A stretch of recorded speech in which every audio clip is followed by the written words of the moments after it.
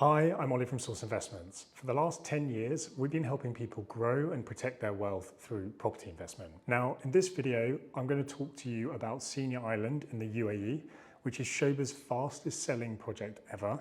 And there's a really good reason why. Now, I previously did a video on Siniya a few months back where I sat down with one of the Sobha team at their offices in Mayfair in London. And I will link this video at the end of this one as it provides some good background on the project. Now, in terms of where we are today, the site is selling at a record pace and it's had so much demand that Sobha have very recently come out and said that they'll be expanding the scheme and building more villas and apartments.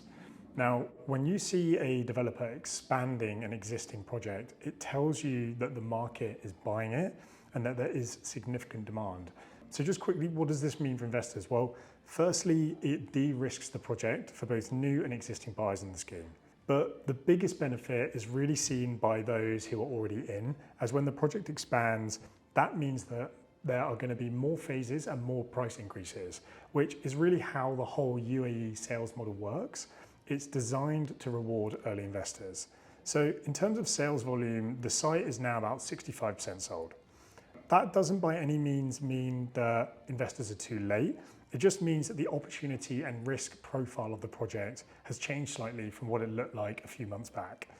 The risk profile has essentially decreased as more buyers have entered into the scheme and invested capital that provides a solid foundation for future investors. But there's still plenty of upside potential here. It's just not going to be the same level as what early investors are able to capture as you've come in at a later stage, but then the benefit there is obviously that you're coming in at a more de-risked level. Now, when I'm talking about capital flowing into the area, I'm not just talking about Siniya Island itself, I'm also talking about what's going on in the surrounding area. So just quickly to have a look at a map here. This is Dubai down here. You can see the other Emirates, Sharjah and Ajman. Then Al Quwain is where Siniya is, just up here, so just off the coast on the natural island. Then you've got Khaimah, northernmost emirate, and Al Marjan down here, which is where the Wynn Casino is, which I'll come on to chatting about shortly. So investment is continuing to pour into Khaimah. There's now been over $28 billion invested. A large portion of that is going into the new airport, but then all of the infrastructure upgrades that are required around that. So new roads, connectivity in and around the local area, whilst also connecting back to Dubai. And I think the other thing to mention here is that there is a mixture of private and public money, which is great. Again, in terms of de-risking area, you've got private investors who are seeing potential, but then that is all underpinned by investment at a government or state level as well, which is always good to see. Now, just quickly on to the Wynn Casino, because I think you can't really talk about Siniya and the Northern Emirates without also talking about the Wynn Casino and what's happening there. There's obviously a huge amount of anticipation around this. It's going to open on Al Marjan Island in 2027. And I think if you think back to when the Royal Atlantis opened, you saw this shared all around the world on social media. A-list celebrities were there all across various media platforms, and it was huge. When you think about what's happening with the Wynn Casino, it's $5 billion of investment capital that Wynn Resorts are putting in. And this is going to be the first casino in the Middle East.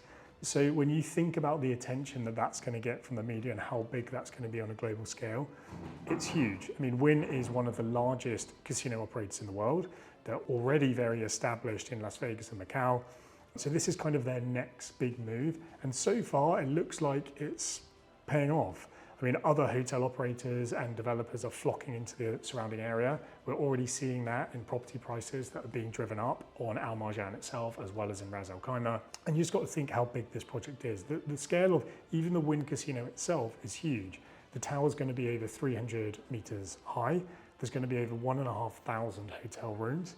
And I think what's really crazy about it is that most people don't really know it's happening. I think unless you're paying attention to what's going on in Dubai and the wider UAE, you just don't know about it.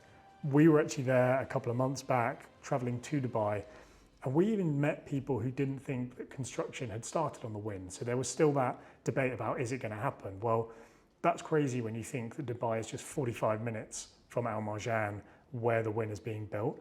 And construction has absolutely started. Myself and my business partner, Tom, stood there You can very much see it. It's out of the ground, it's going up. Some of the facades are going on the building. and it's definitely happening. So we've seen that for ourselves.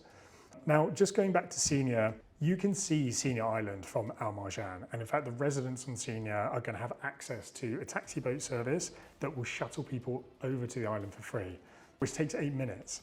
So I think you're going to have that whole private island feel while still getting easy access to everything that's going on Al Marjan. So you kind of get the best of both worlds, which I think is a really strong part of the investment.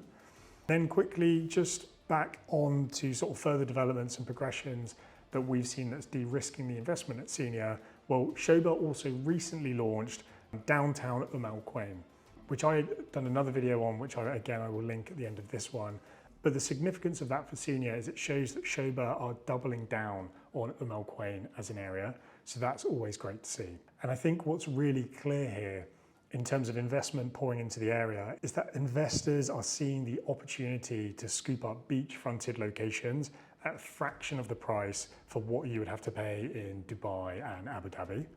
So then just to quickly touch on pricing. Well, early investors in Siniya were getting in around 2,000 or 2.1 thousand dirhams per square foot. And that was great then, but that looks even better now in terms of where we are. Because if we look at today, the cost per square foot is about 2,800 dirhams per square foot. So already we've seen a pretty significant capital increase just over the 8 months or so that the project's been going.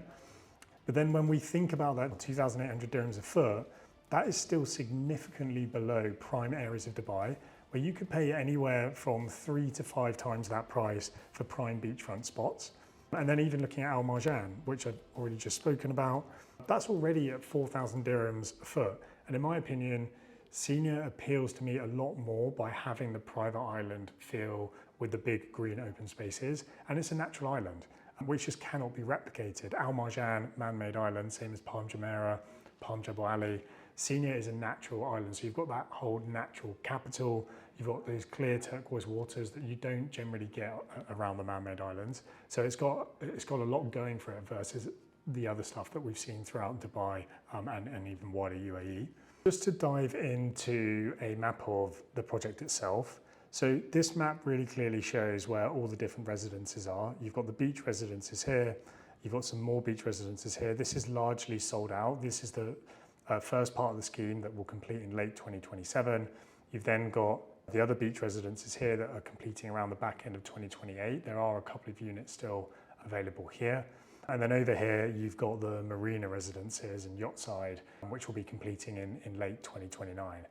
And then obviously you can see the villas here, other villa communities over here, and then sort of dotted around the island. You can see sort of shaded out, but these are villas all lining those throngs there. And that's also where they're putting in some more villas that they're adding to the scheme. And then you can actually see here, so there's going to be a 1.7 kilometre bridge which connects Siniya Island to the mainland. So it will be a residents-only community, which I think is really nice to know for buyers and people who are going to be living there. And then just here, you can see the resort. So this, as it stands, it looks like this is going to be Ritz-Carlton, which was recently announced. Ritz-Carlton are taking this, obviously a huge brand name. And then this will also be part of the resort over here. So that just gives a quick idea on Siniya. This is another view that you can see just how amazing the site is, sort of this natural island and natural capital that I spoke about, which I think gives a really good idea about what this is going to feel like in terms of being that private island community. Now, in terms of securing units and payment plans, this is a really key piece of the investment because throughout Dubai and the wider UAE, payment plans always come in different shapes and sizes. And Siniya's offering is particularly attractive because it's 20% down on booking the apartment. So it might be 2% to reserve a unit and get off the market. And then you've got a week or so to get the remaining 18% down. So you've got your 20% down to formally reserve the unit. And then it's 10% every 6 months after over 4 installments, which brings you up to 60% in total down, including the 20% already paid. And then the final 40% can be paid on completion, which can be mortgaged. And I think another thing that is worth mentioning with Siniya that's unique, given it's in Umm Al Quwain, is that the 4% payment that you will typically pay, so the Dubai land apartment that you pay in Dubai, typically you pay that early on in the reservation process once you've signed the sales purchase agreement. But in Umm Al Quwain, it is pushed to the back end. So actually that 4% government payment is only paid on completion once the property is fully handed over. So that is better from a cash flow point of view, of course, but it also favours investors who are actually looking at getting in early and potentially flipping the contract ahead of completion, because they won't have to pay that 4%. It's only paid once you take delivery of the property on completion. Now, I think for anyone that is interested in looking at this scheme, one really important thing to note is the speed of sales here. We've taken investors into meetings with Sobha, been looking at apartments, and by the end of the meeting, the apartment is gone. So I think it's really important to get your head around the project and learn about it, and only then do you want to start going and looking at availability, because it just moves so quickly. And one of the best ways of doing that, particularly if you are a UK-based investor, is you are able to book in with us. We'll book in a time at the Sobha offices in Mayfair, take you down there to go through availability on the big screen and look at live pricing. So that's definitely what we would recommend.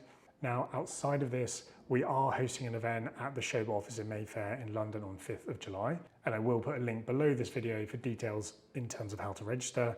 But what I'd really recommend is following us, Source Investments, for updates. I'll also link my Instagram, as this is often where I'll share most recent and latest updates, some of which don't always make its way onto YouTube. So I recommend following both accounts for upcoming investor events and the latest opportunities. Thanks for watching.